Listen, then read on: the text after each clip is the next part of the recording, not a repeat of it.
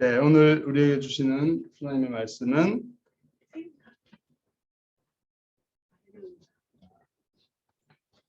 요한복음 19장 17절부터 30절 말씀. 네, 주일학교 이동해 주시면 좋겠고요. 우리 함께 오늘 읽을 하나님의 말씀은 요한복음 19장 17절로 30절 말씀 보도록 하겠습니다. 제가 한 절 읽고 여러분이 한 절 읽고 그렇게 주의 말씀을 함께 읽는 시간 되기 바랍니다. 17절입니다.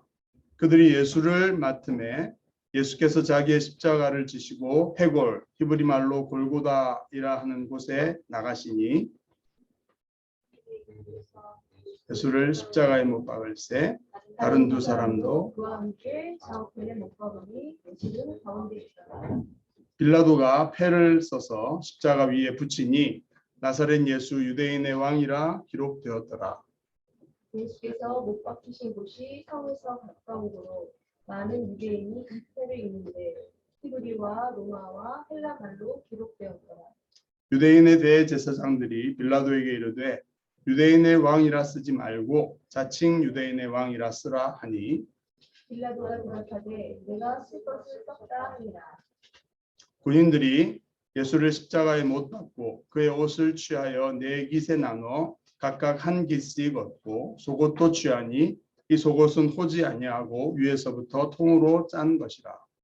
군인들이 서로 말하되 이것을 찢지 말고 누가 얻나 제비 뽑자 하니 이는 성경에 그들이 내 옷을 나누고 내 옷을 제비 뽑나이다 한 것을 응하게 하려 함이로라.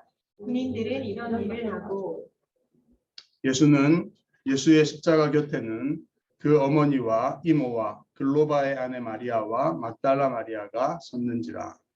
예수께서 자기의 어머니와 사랑하시는 제자가 곁에 서 있는 것을 보시고 자기 어머니께 말씀하시되 여자여 보소서 아들이니이다 하시고 또 그 제자에게 이르시되 보라 내 어머니라 하신대 그때부터 그 제자가 자기 집에 모시니라. 그 후에 예수께서 모든 일이 이미 이루어진 줄 아시고 성경을 응하게 하려 하사 이르시되 내가 목마르다 하시니 거기 신 포도주가 가득히 담긴 그릇이 있는지라. 사람들이 신 포도주를 적신 해면을 구슬초에 메어 예수의 입에 대니 예수께서 신 포도주를 받으신 후에 이르시되 다 이루었다 하시고 머리를 숙이니 영혼이 떠나가시니라. 아멘. 오늘 우리에게 주시는 이 말씀의 제목은 십자가에서 죽으심, Crucifixion and Death of Jesus 이렇게 정리했습니다. 함께 기도하고 말씀을 듣도록 하겠습니다. 하나님 아버지, 귀하신 아들 예수 그리스도를 우리에게 최고의 선물로 내려주셨고 우리에게 주신 그 장면, 하나님의 세상 사랑하사 이처럼 사랑하사 독생자를 주셨으니 그 십자가에 죽으신 장면을 저희가 묵상하고 함께 읽고 또 생각하고 그 십자가 그늘 아래 저희가 나아가기를 원합니다. 이 시간 예배 참여하고 말씀을 듣는 모든 이들 주님의 십자가 아래 그 그늘 아래 함께 나아갈 수 있도록 성령님 우리의 영혼의 눈을 열어주시고 주님을 바라볼 수 있는 시간 되게 하여 주시고 죽으신 그리스도를 마음에 깊이 모시고 붙드는 시간, 감사하고 기뻐하는 시간, 새 힘을 얻는 그런 능력의 시간으로 역사해 주시옵소서. 부족한 자를 붙드시고 사용해 주시기만을 또한 원합니다. 예수님의 이름으로 간절히 기도하옵나이다.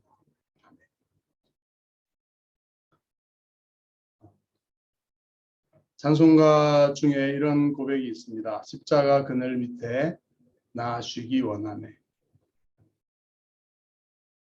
문자적인 의미에서 십자가에 달려있는 어떤 사람의 그늘에서 쉴 수는 없겠죠. 예수 그리스도의 십자가를 바라볼 때마다 그 그늘, 그 은혜, 그 사랑, 그 안에서 지친 우리의 영혼이 또 우리의 육체도 쉼과 안식을 얻기 원한다. 이런 고백인 것 같습니다.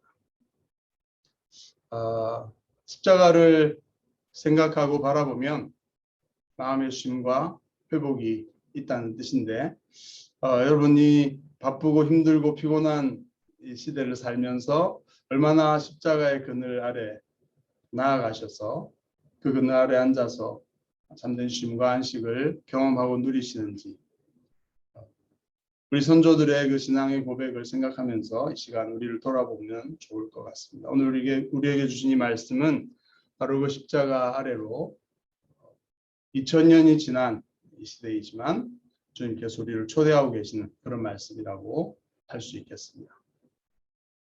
함께 십자가 아래 함께 나아가 봤으면 좋겠습니다. 요한복음이 얘기하고 있는 예수님의 십자가에 죽으신 그 사건을 우리가 함께 읽고 생각하면서 십자가 아래로 함께 나아가십시다.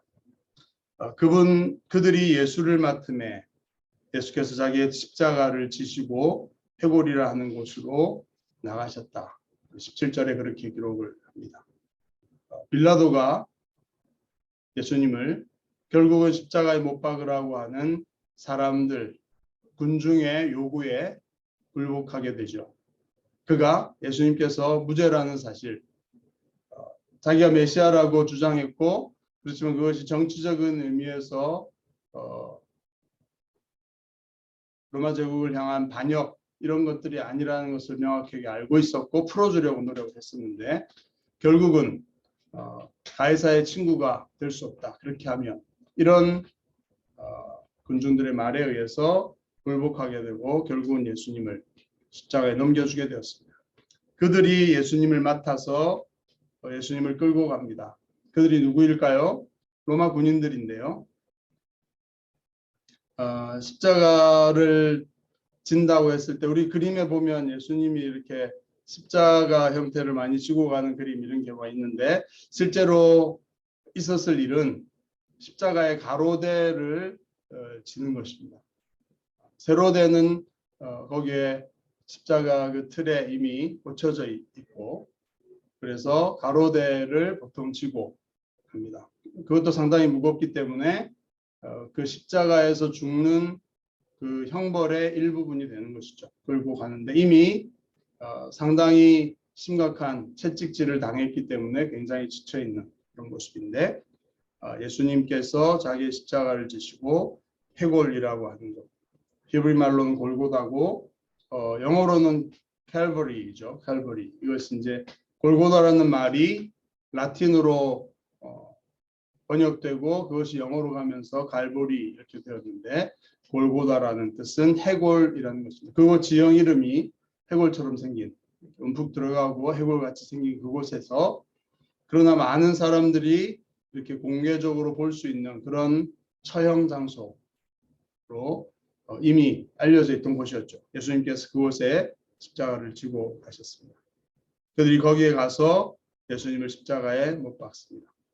그 가로대에 예수님을 눕혀서 가로대에서 못을 박고 가로대를 세워서 그 세로로 되어 있는데 꽂아서 고정을 시키는 것입니다. 그래서 예수님의 몸이 공중에 붕 이렇게 뜨게 되는 상황이죠.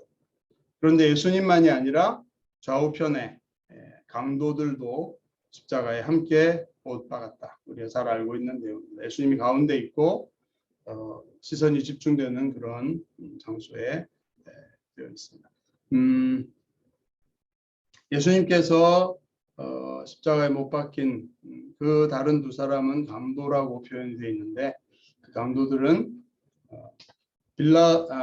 누구죠? 예수님 대신에 놓여졌던 바라바도 강도였고 아마 바라바의 동료들이 아니었나 싶고 또 혁명을 꿈꾸는 자들 그야말로 사람을 죽이면서까지 독립을 위해서 이렇게 했던 자들이 아마 잡힌 것 같습니다. 그런데 진정으로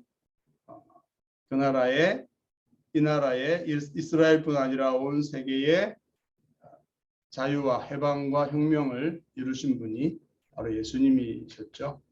예수님이 그 자리에 달리신 것입니다.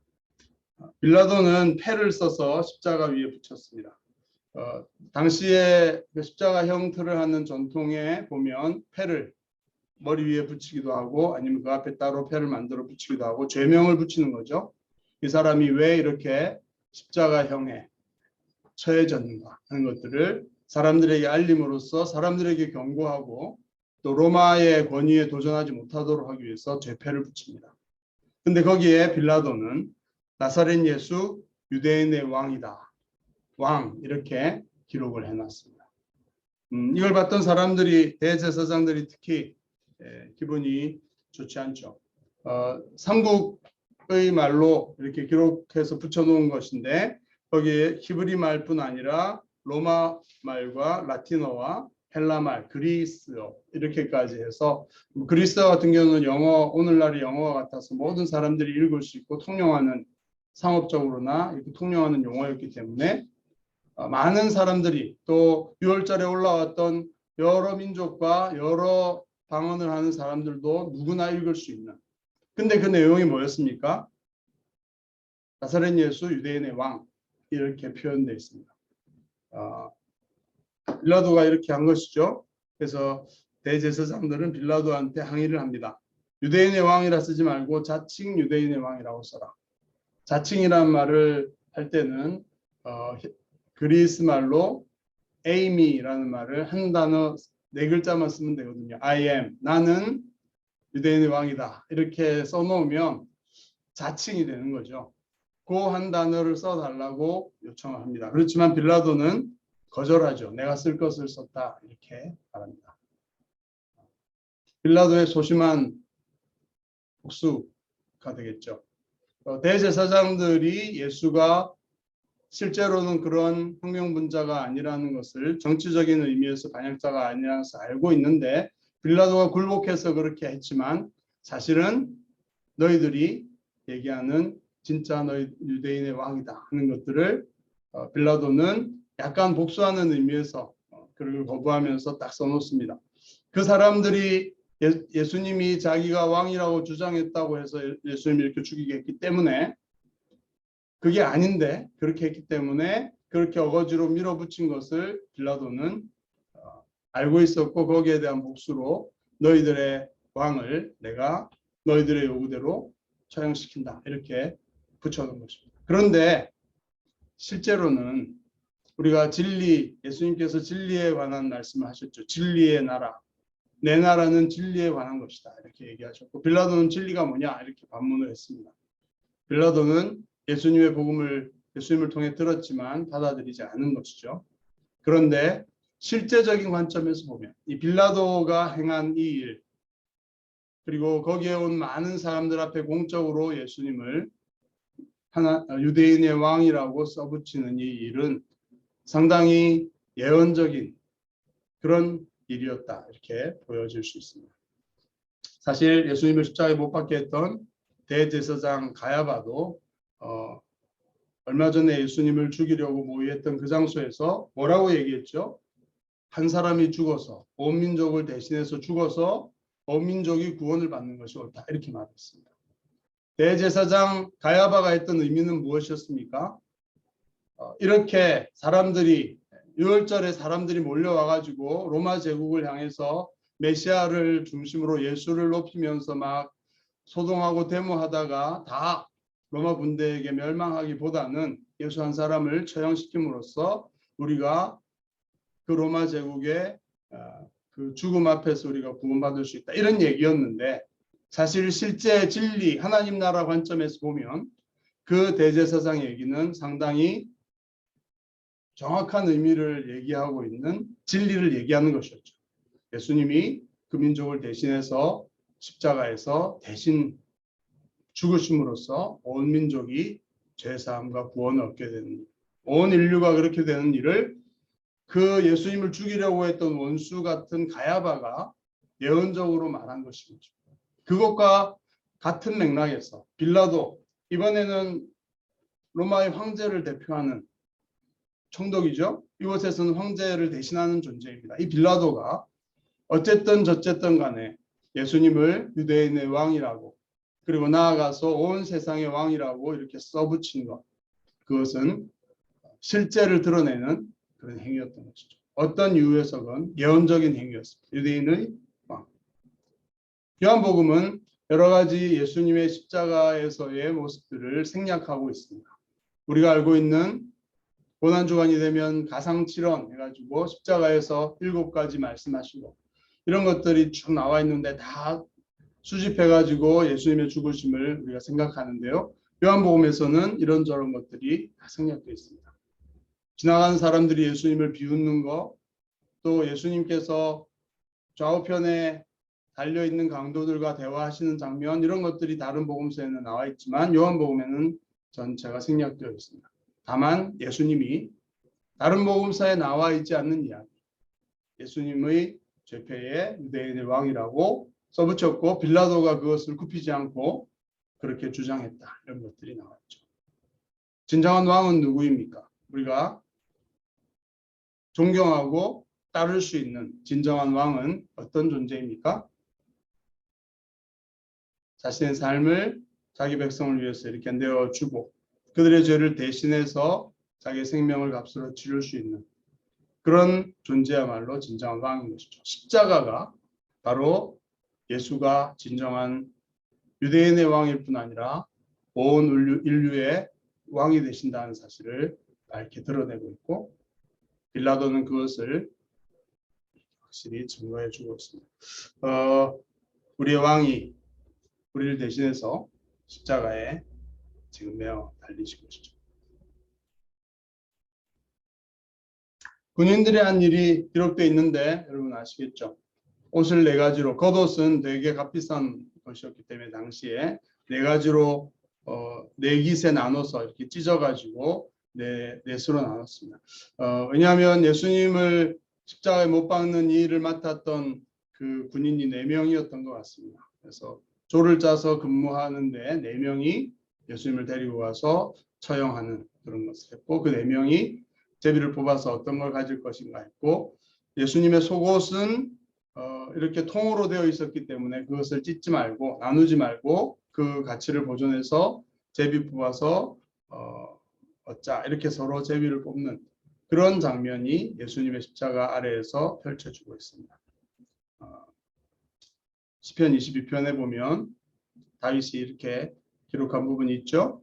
저들이 나를 이렇게 죽이고 내 겉옷을 나누어 갖고 내 옷을 또 제비 뽑습니다. 이렇게 악한 자들이 다윗 자신을 괴롭히는 어떤 장면을 보고서 그런 장면으로 상상하면서 표현한 것인데 신기하게도 예수님 십자가에서 그 일들이 문자적으로 이루어지고 있는 것을 보게 되죠. 군인들은 이런 일을 하고 있고 그 예수님 곁에는 십자가 곁에는 예수님의 어머니 마리아죠. 그리고 이모 마리아의 여형제 이모가 누군지 잘 모르지만 그리고 글로바의 아내 마리아 막달라 마리아 마리아들이 많이 모여서 서 있습니다.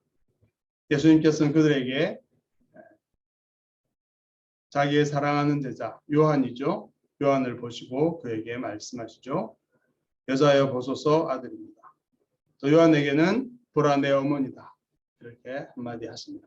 이 말씀도 요한복음에만 기록되어 있죠. 예수님께서 원래 십자가에 달리면 거기서 자기 유언과 같은 말을 할 수 있는 권한이 생기죠. 그래서 자기가 하지 못했던 말들을 사람들 그리고 그 십자가 주변의 가족들이나 친지들이 모여서 이렇게 대화도 나누고 안타까워하죠. 그리고 악한 자들 원수들도 와서 막 이렇게 욕도 하고 이렇게 조롱하고 이렇게 할 수 있습니다. 그런 장면인데 예수님께서는 거기서 유언처럼 자기 어머니를 요한에게 부탁하시는 그런 장면이죠. 이것을 잘못 좀 해석한 가톨릭 전통에서는 내 어머니 여자여 보소서 그리고 내 어머니다 이렇게 하면서 이 요한을 제자들을 대표하는 어떤 존재 그리고 제자뿐 아니라 교회 전체를 대표하는 존재 그래서 마리아를 전 교회의 우주적인 교회의 어머니다 이렇게 이제 이 말씀을 근거로 해서 이렇게 해석하고 마리아를 높이는 경향이 있습니다. 그런데 이제 잘 보면 자기가 장남이었고 어머니가 이제 과부셨죠. 아버지가 일찍 돌아가셨고 이제 가정을 책임지는 자신이 어머니를 돌보지 못하면 누군가 어머니를 생계와 이런 걸 돌봐야 되기 때문에 사랑하는 아들, 제자에게 그것을 부탁하는, 그래서 그런 장면이라고 할 수 있습니다. 이것까지 참 있을 수 있는 그런 장면이었는데, 자 이제 예수님께서는 그 후에 모든 일이 이미 이룬 것, 예수님이 이제 돌아가실 순간이 된 것을 아시고 성경을 기억하셔서 내가 목마르다 이렇게 말씀하십니다. 거기에 신포도주가 가득 담긴 그릇이 있었고 이 신포도주, 물탄 굉장히 질이 떨어지는 포도주, 군인들이 이렇게 목마르기 때문에 주로 마시면서 십자가에 못 박고 하는 일들을 했던 그런 포도주였는데 예수님이 목마르다라고 말씀하시니까 해면을 포도주에 적셔서 우슬초로 메어가지고 예수님의 입에 대는. 근데 이제 사실 학자들에 따르면 이 십자가의 높이가 그렇게 높았다고 하지 않습니다. 그래서 막 우리가 그림에서 보는 것처럼 너무 높아서 손이 안 닿아서 우슬초에 이렇게 한 게 아니라 군인들이 예수님 피투성이하던 예수님의 입술에 자기들의 컵을 사용하기 싫었겠죠. 그래서 해면에다가 이렇게 적셔서 줍니다. 근데 이것은 시편 69편에 보면 저 악한 자들이 내가 목마르다고 하니까 식초를 나에게 줍니다. 이렇게 하나님 앞에서 탄식하고 있는 시편의 기도가 있습니다. 그것을 응하게 한 것이죠. 악한 자들이 예수님 십자가에 달리신 예수님의 목마르다는 음성을 듣고 신포도주를 입에 대주는 그런 장면이 나옵니다. 그리고 이 포도주를 받으신 다음에 말씀하시죠. 다 이루었다. 이렇게 하시고 머리를 숙이시고 영혼이 떠나가시는 그런 장면이 옵니다. 말씀드린 것처럼 예수님의 십자가가 그렇게 높이 있지 않고 사람이 키 높이 정도 이렇게 되어져 있다고 합니다. 조금 더 높은 정도.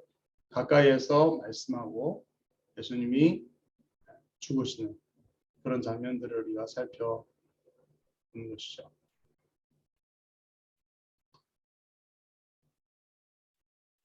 말씀드린 것처럼 왕으로서 하나님의 아들로서 오셔서 그 많은 기적과 능력을 행하시고 하나님의 계시의 말씀을 전해주셨던 그분이 그렇게 비참하게 십자가에 돌아가시는 그런 장면입니다.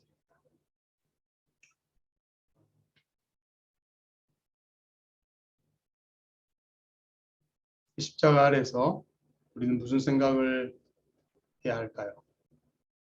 예수님이 왜 십자가에서 이렇게 비참하게 돌아가셨을까요? 그것이 우리와 무슨 상관이 있을까요? 여러분들은 자주 십자가를 생각하십니까? 너무 바빠서 십자가 아래서 조용히 앉아 있는 시간들을 갖기가 쉽지 않으시다면 적어도 이 시간에 이 말씀 앞에서 좀 생각해 봤으면 좋겠습니다. 여러분 십자가 우리 알파 코스에서 좀 나눴던 내용들이죠. 이 네 가지를 좀 기억하면 좋겠습니다. 십자가 하면 여러분들이 어떤 것을 떠올립니까? 성전에서 어린 양이 하나님의 우리의 죄를 사할 수 있는 유일한 방법. 생명으로 생명을 바꾸는 것이고 피 흘림이 없이는 죄 사함이 없다. 정말 더러운 것들을 이렇게 깨끗하게 표백할 수 있는 것. 세상에 화학적으로 많이 발달해 있지만 우리의 죄를 하나님 앞에서 깨끗하게 정결하게 씻어서 우리가 클린한 존재로 하나님 앞에 나아가는 그런 것이 가능해질 수 있는 유일한 길은 피 흘림밖에 없습니다. 그런데 히브리서에는 동물의 피가 결코 사람의 죄를 씻을 수 없다. 그것은 상징과 그림자일 뿐이고 죄 없으신 하나님의 어린 양, 세상 죄를 지고 가시는 하나님의 어린 양, 예수의 피 외에는 우리의 죄를 깨끗하게 씻어낼 존재가 없는 것입니다. 그 아들 예수의 피만이 우리를 모든 죄에서 깨끗하게 해주는 것입니다.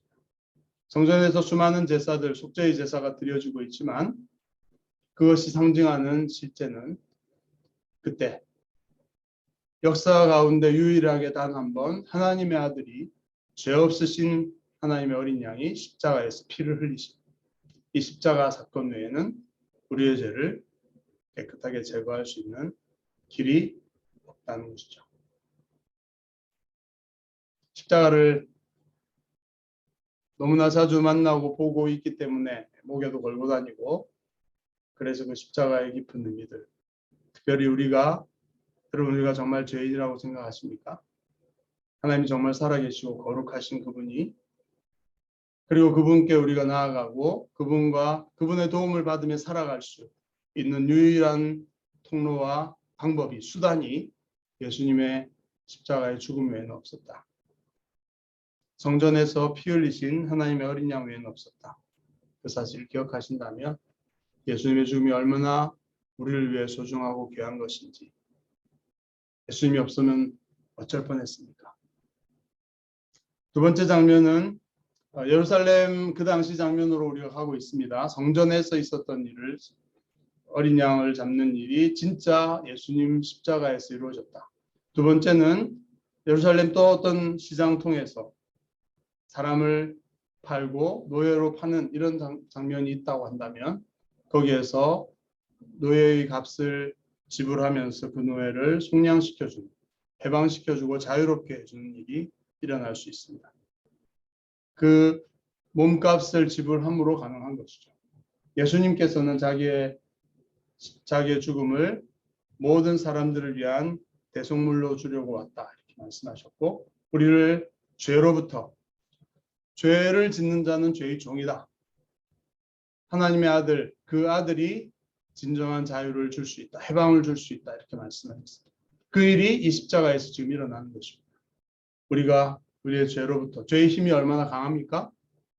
우리가 그 죄에서 벗어날 수가 없고 그 지배 가운데서 노연할 수가 없기 때문에 계속 반복해서 죄를 짓고 이러면 안 되는데 하면서도 그런 죄를 짓습니다. 그러나 예수님께서는 그 몸값을 십자가에서 지금 다 치르셨고, 그래서 보이지 않는 그곳에서, 사실 죽음의 권세를 가지고 있는 것이 사탄이 아닌데 사탄이 인간사에 들어와서 사람을 속이고 그것을 자기가 취하여서 협박하고 있죠.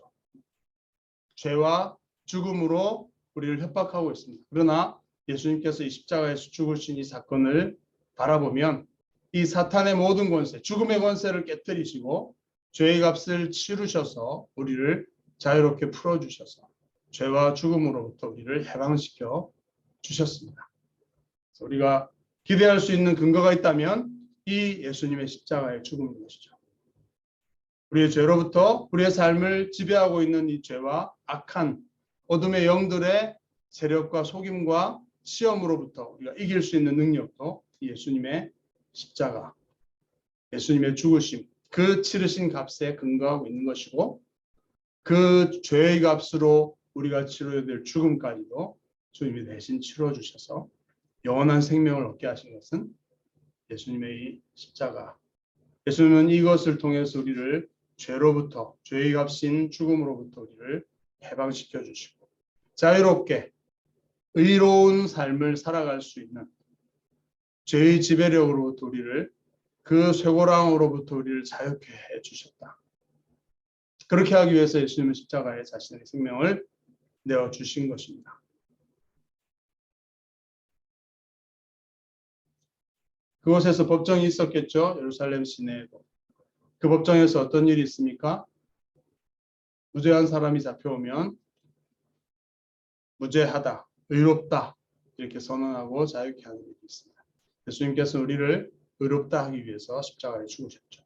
하나님 나라의 영원한 최후의 심판 법정에 가더라도 하나님께서는 예수의 피를 통해 우리를 의롭다, 무죄하다라고 선언하신다 것입니다. 예수님 때문에. 왜요? 일사부재리의 원칙이라고 있지 않습니까? 한번 죄에 대한 형벌을 받은 그 죄 때문에는 다시 고소를 당하지 않습니다. 그렇죠? 예수님께서 우리의 죄를 대신해서 죽으셨기 때문에, 십자가 때문에 우리는 하나님 앞에 하나님의 엄정한 그 심판대 앞에 섰을 때에도 우리는 죄인이라고 선언받지 않고 죄가 없다고 의롭다고 선언받을 수 있는 그런 일이 우리에게 주어졌습니다. 놀랍죠? 마지막으로는 가정의 모습입니다. 하나님이 그리스도 안에서 세상을 자기와 화목하게 하시다. 둘째 아들이 자기 집안 유산 다 가지고 가서 허랑방탕하고 다 날려버리고 그러나 아버지 집으로 돌아가야겠다 하고 마음을 돌이키고 돌아왔을 때 아버지는 아무런 조건 없이 그 아들을 다시 아들로 맞아 주십니다.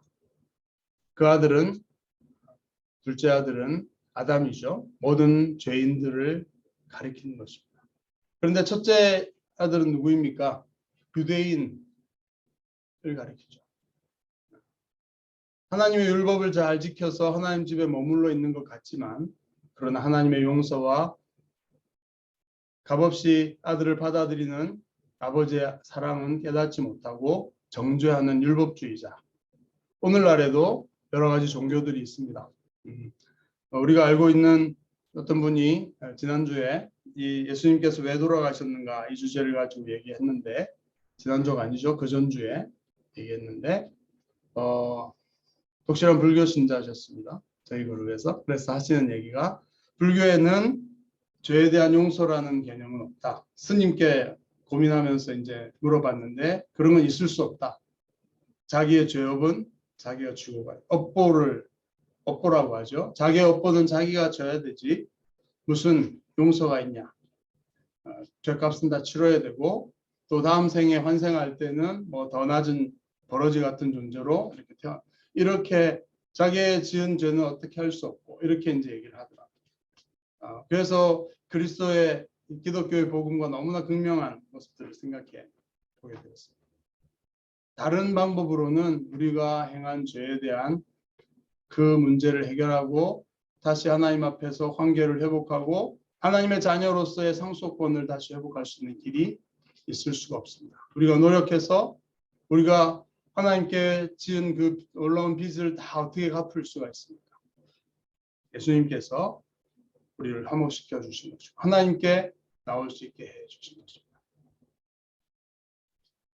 이런 네 가지 그림을 이 이미지를 십자가를 통해서 꼭 생각하셨으면 좋겠습니다.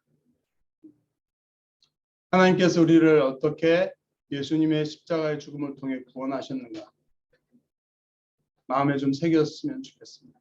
우리의 죄악이 깨끗하게 씻어질 수 있는 예수님의 피 흘림 외에는 그 방법이 표백제, 죄에 대한 표백제는 예수의 피밖에 없습니다. 우리가 죄로부터 자유케 되고 의롭게 법정에 가더라도 선언받을 수 있는 유일한 길은 예수님의 십자가의 죽으심인 것입니다. 하나님의 아들과 딸로서 그 권한을 다시 회복할 수 있는 유일한 길은 예수님의 십자가밖에 없었습니다. 여기에 예수님의 십자가가 놓여 있다고 상상하시고 그 앞에서 예수님을 바라보면 좋겠습니다. 우리를 대신해서 십자가를 지셨던 그 주님의 십자가가 우리에게 가장 소중한 존재, 가장 귀한 것이 되어졌으면 좋겠습니다. 주 예수보다도 귀한 것이 없네. 이런 찬양이 어디에서 나왔습니까?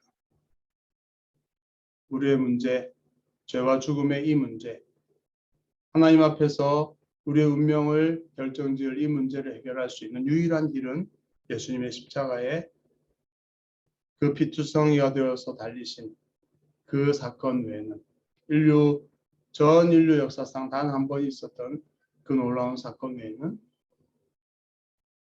그 방법이 없었던 것이다. 십자가 아래서 이 자리에 하나님께 나오면서 죄와 잘못된 것들이 있어서 두려운 마음이 있다 하더라도 우리가 하나님 앞에 죄 용서를 구하고 하나님이 용서해 주겠다. 만일 우리가 우리 죄를 자백하면 우리 죄를 사하시고 모든 불의의 소리를 깨끗게 해주겠다. 이렇게 하나님이 약속하실 수 있는 근거가 되는 것은 예수님의 죽으신 십자가밖에 없습니다. 하는 사실을 이 십자가 아래에서 좀 기억하고 감사할 수 있었으면 좋겠습니다.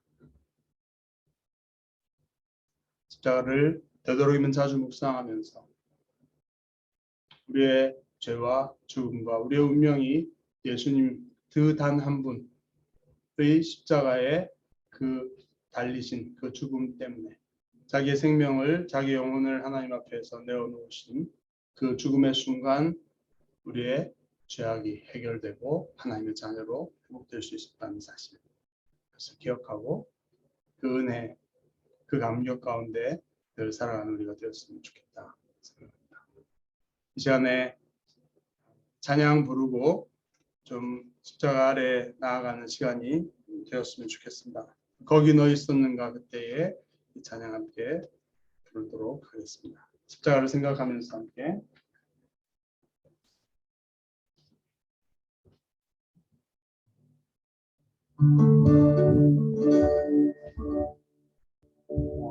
거기 너 있었는가 그때에 주님의 십자가에 달릴 때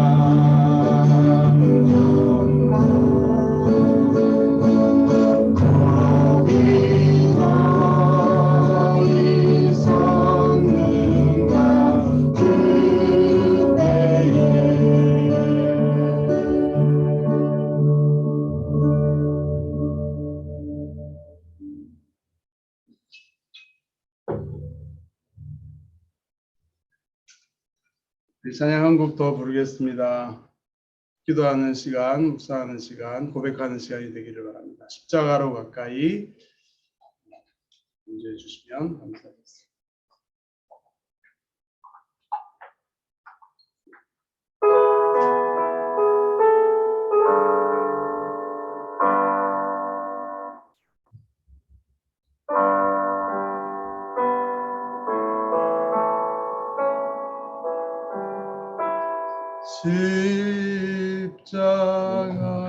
십자가로 가까이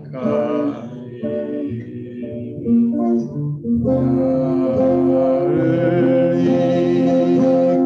이끄시고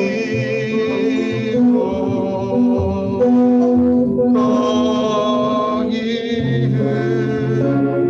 흘린 보혈로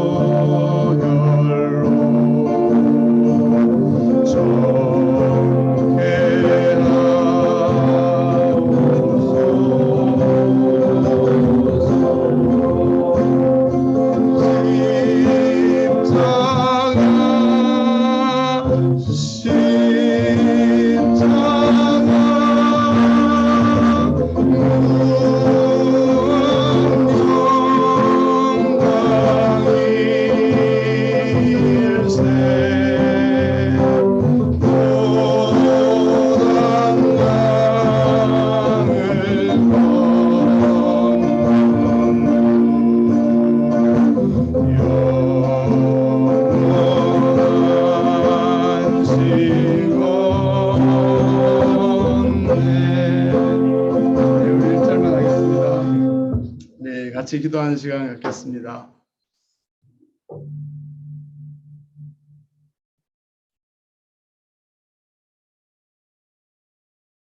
오늘 함께 나눈 말씀을 통해 하나님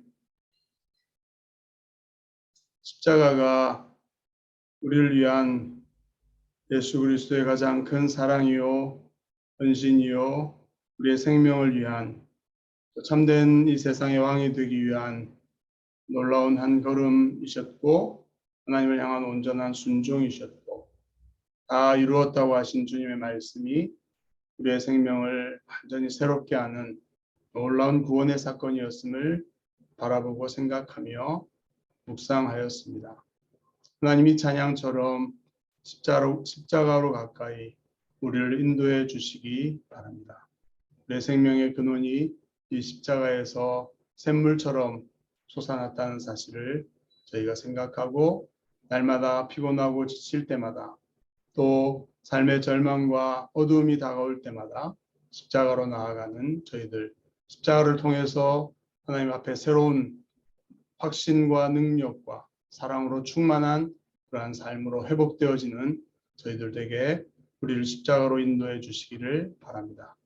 십자가에 죽으신 예수 그리스도께 이 시간 감사와 찬양과 경배를 올려드립니다.